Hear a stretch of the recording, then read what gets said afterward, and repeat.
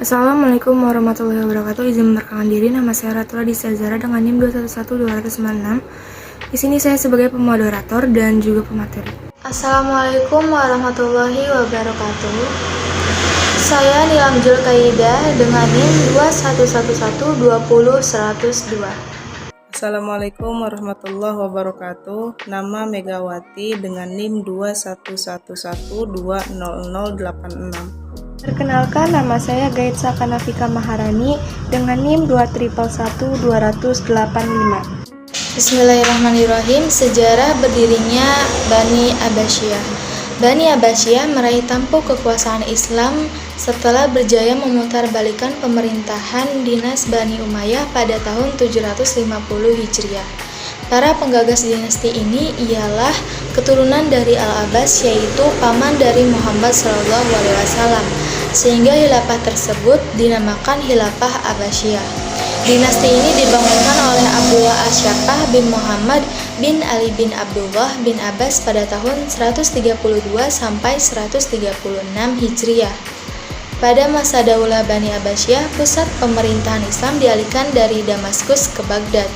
Dalam kurun waktu lebih dari 5 abad, dinasti ini berkuasa. Pola pemerintahan yang diterapkan bervariasi sesuai dengan perubahan politik, sosial, dan budaya. Tonggak berdirinya dinasti Bani Abbas berawal sejak melemahnya sistem internal dan kinerja para penguasa Bani Umayyah yang menyebabkan pada keruntuhan dinasti Umayyah di Damaskus. Kemudian, upaya untuk menggantikannya dalam memimpin umat Islam adalah dari kalangan Abbasiyah.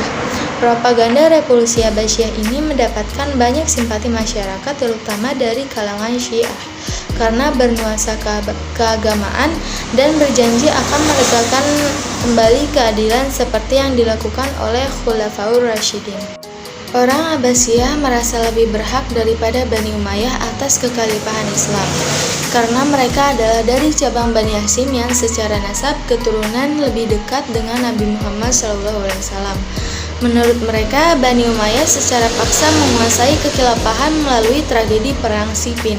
Jadi dengan demikian, untuk mendirikan dinasti Abbasiyah, mereka mengadakan gerakan yang luar biasa melakukan pemberontakan terhadap dinasti Umayyah. Di antara yang mempengaruhi berdirinya kekhilafahan Bani Abbasiyah adalah dengan adanya beberapa kelompok umat yang sudah tidak lagi mendukung tentang kekuasaan kerajaan Bani Umayyah yang notabene korupsi, sekuler, dan memihak sebagian kelompok, yang diantaranya kelompok Syiah dan kelompok Khawarij, serta kaum Mawali atau orang-orang yang baru masuk Islam yang kebanyakan dari Persia.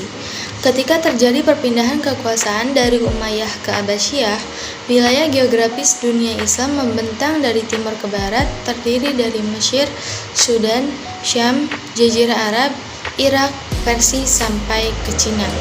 Kondisi ini menyebabkan terjadinya interaksi yang intensif antara satu daerah dengan daerah yang lainnya.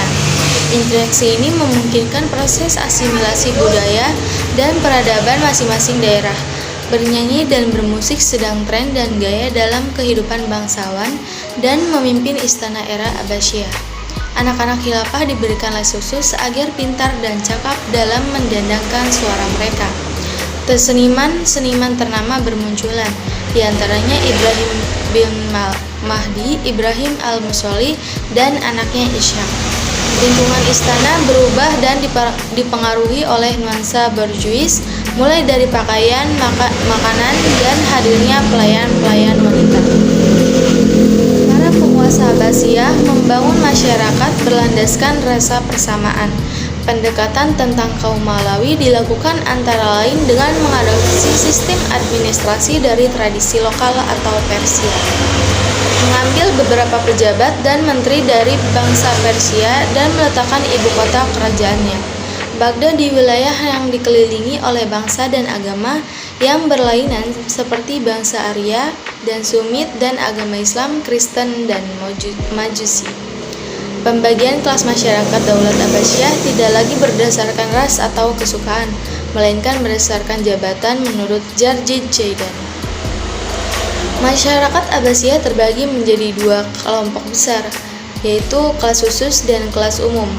Kelas khusus terdiri dari khilafah atau keluarga khilafah Bani Hashim, para pembesar negara, yaitu menteri, gubernur, dan panglima, kaum bangsawan non-Bani Hashim pada umumnya, petugas khusus, dan pembantu istana.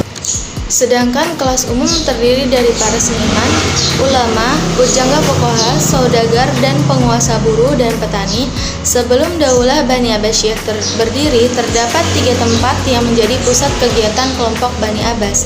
Antara satu dengan yang lain mempunyai kedudukan tersendiri dalam memainkan peranannya untuk menegakkan kekuasaan keluarga besar paman Nabi Muhammad SAW, yaitu Abbas Abdul Muthalib. 3 tempat itu adalah Humaimah, Kufah, dan Khurasan. Humaimah merupakan kota kecil tempat keluarga Bani Hashim bermukim, baik dari kalangan pendukung Ali maupun pendukung keluarga Abbas. Humaimah terletak berdekatan dengan Damsyik. Kufah merupakan kota yang penduduknya menganut aliran Syiah pendukung Ali bin Abi Thalib. Ia bermusuhan secara terang-terangan dengan golongan Bani Umayyah. Demikian pula dengan Khurasan, kota yang pendukungnya Bani Hashim. Ia mempunyai warga yang bertemperamen, pemberani, kuat fisiknya, tegak tinggi, teguh pendirian, dan tidak mudah terpengaruh nafsu, dan tidak mudah bingung dengan kepercayaan yang menyimpang. Disinilah diharapkan dakwah kaum Abbasiyah mendapat dukungan. Selama kekuasaan mereka tersebut, peradaban Islam sangat berkembang. Jika pada masa Bani Umayyah lebih dikenal dengan upaya ekspansinya, maka pada masa Bani Abbasiyah yang lebih dikenal dengan berkembangnya peradaban Islam. Jika dinasti Umayyah terdiri atas orang-orang Arab oriented, dinasti Abbasiyah lebih bersifat internasional, asimilasi, corak pemikiran dan peradaban Persia, Romawi Timur, Mesir, dan sebagainya. Dinasti Abbasiyah memiliki kesan baik dalam ingatan publik dan menjadi dinasti paling terkenal dalam sejarah Islam. Diktum dari Salabi, Al-Mansyur sang pembuka, Al-Ma'un sang penengah, dan Al-Mutadid sang penutup. Mendekati kebenaran setelah Al-Watsik, pemerintahan mulai menurun hingga Al-Mutashim, khalifah ke-37, jatuh dan mengalami kehancuran di tangan orang Mongol pada tahun 1258. Baik, selanjutnya adalah perkembangan peradaban Islam pada masa Bani Abbasiyah. Pada masa pemerintahan Bani Abbasiyah, khususnya pada masa kekhalifahan Harun ar-Rasyid dan putranya Al-Ma'mun, adalah masa keemasan ilmu pengetahuan dan kebudayaan di dalam dunia Islam. Ketika pemerintahan dikuasai Khalifah Harun ar-Rasyid, yaitu pada tahun 70 sampai 193 Hijriah, pertumbuhan ekonomi berkembang dengan sangat pesat dan kemakmuran Daulah Abbasiyah mencapai pada puncaknya.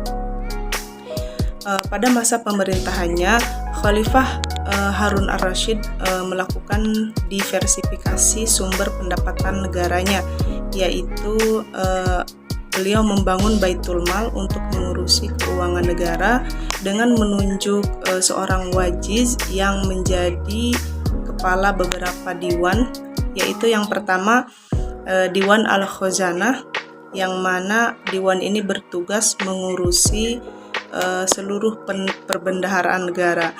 Kemudian yang kedua Diwan Al-Azra, bertugas mengurusi kekayaan negara yang berupa hasil bumi. Yang ketiga yaitu Diwan Khazain Al-Silah, yang bertugas mengurusi perlengkapan angkatan perang. Kemudian sumber pendapatan pada masa pemerintahan ini adalah kharaj, jizyah, zakat, fa'i, ghanimah, dan harta lain-lain seperti wakaf, sedekah, dan harta warisan orang yang tidak memiliki ahli waris. Seluruh pendapatan negara tersebut dimasukkan ke dalam Baitul Mal, kemudian dikeluarkan beralaskan kepentingan pada masa pemerintahan Khalifah Harun ar-Rasyid. Pendapatan Baitul Mal dialokasikan kepada riset ilmiah dan penterjemahan buku-buku Yunani. Selain untuk biaya pertahanan dan anggaran rutin karyawan, pendapatan tersebut juga dibagi-bagi untuk membiayai para tahanan dalam hal menyediakan makanan, dan juga pakaian-pakaian untuk musim panas ataupun musim dingin. Kemudian Khalifah Harun ar-Rasyid juga sangat mengamati kejadian masalah perpajakan di negaranya. Ia mengangkat Qadhi Abu Yusuf untuk mengurutkan sebuah kitab pedoman mengenai keuangan menurut syariah. Untuk itu Imam Abu Yusuf menyusun sebuah kitab yang diberi judul dengan Kitab Al-Kharaj. Kemudian pada masa Daulah Abbasiyah, sistem pengumpulan Al-Kharaj yaitu dilakukan dengan 3 cara. Yang pertama yaitu Al-Muhasabah atau penghitungan luas areal tanah dan sejumlah pajak yang harus dibayar dalam mujur uang. Yang kedua Al-Muqasamah atau penentuan jumlah tertentu presentasi dari hasil yang diperoleh. Yang ketiga yaitu Al-Muqatta'ah atau penentuan pajak hasil bumi tentang para jutawan berdasarkan persetujuan antara pemerintah dengan yang bersangkutan. Selanjutnya, tempat-tempat belajar. Pada mulanya, tempat-tempat belajar pada masa itu tidak berbentuk madrasah atau sekolah ataupun pesantren sebagaimana yang ada pada masa kini. Tempat belajar ketika itu hanya menempatkan tempat orang-orang yang berkumpul untuk belajar ilmu pengetahuan di tempat-tempat tertentu. Selanjutnya ada kegiatan menerjemah, kemajuan yang dicapai oleh umat Islam pada masa Daulah Baniyah ini, khususnya pada masa Khalifah Al-Mansur, salah satunya disebabkan oleh adanya gerakan penerjemahan buku-buku asing ke dalam bahasa Arab. Buku-buku terjemahan ini sangat membantu umat Islam dalam mempelajari dan memahami berbagai cabang ilmu pengetahuan dari berbagai bahasa dan bangsa. Di antaranya kitab atau buku bidang sejarah ilmu kalam, filsafat, ilmu kalam, ilmu pasti, musik, dan lain-lain.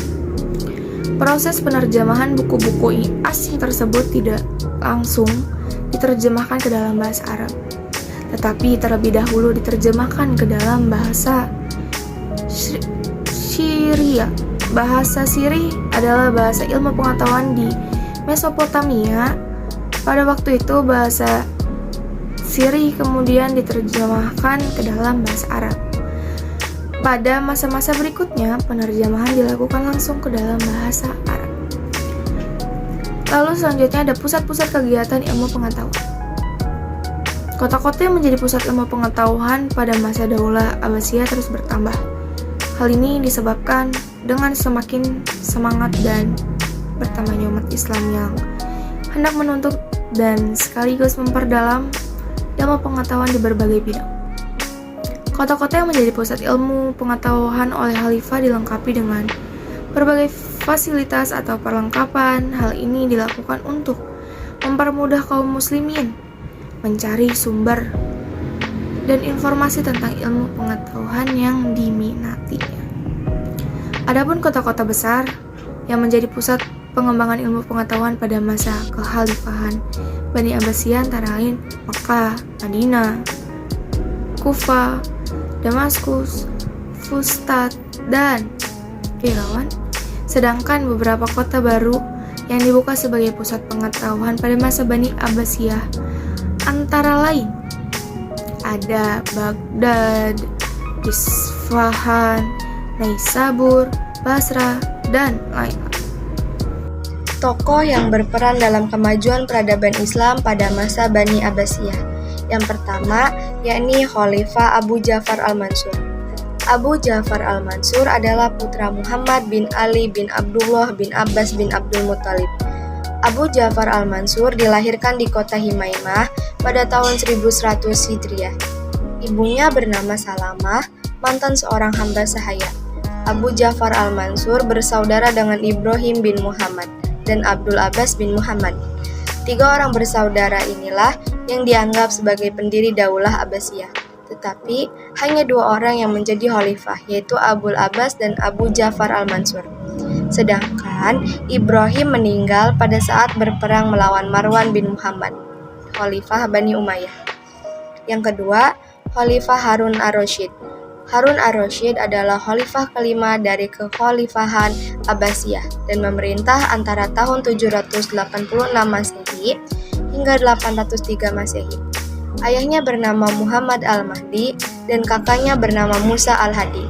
Era pemerintahan Harun yang dilanjutkan oleh Ma'mun ar-Rasyid dikenal sebagai masa keemasan Islam, the Golden Age of Islam, di mana saat itu Baghdad menjadi salah satu pusat ilmu pengetahuan. Beberapa khalifah Harun ar-Rasyid dalam kemajuan ilmu pengetahuan dan peradaban Islam antara lain adalah mengangkat wazir, menjaga keamanan dan ketertiban negara, mengembangkan berbagai ilmu pengetahuan, serta meningkatkan kesejahteraan rakyat. Yang ketiga, Khalifah Abdullah Al-Ma'mun. Nama lengkapnya adalah Abdullah Al-Ma'mun Ibnu Harun ar-Rasyid Air. Pada tahun 170 Hijriah, sejak kecil Al-Ma'mun dididik di lingkungan istana Daulah Abbasiyah. Gurunya adalah Ja'far bin Yahya, seorang wazir pada masa kekhalifahan Harun ar-Rasyid. Al-Ma'mun adalah khalifah yang cerdas dan bijaksana. Khalifah Al-Ma'mun gemar mengkaji dan mempelajari ilmu pengetahuan. Khalifah Al-Ma'mun juga menganjurkan seluruh rakyatnya untuk mengkaji dan mengembangkan ilmu pengetahuan.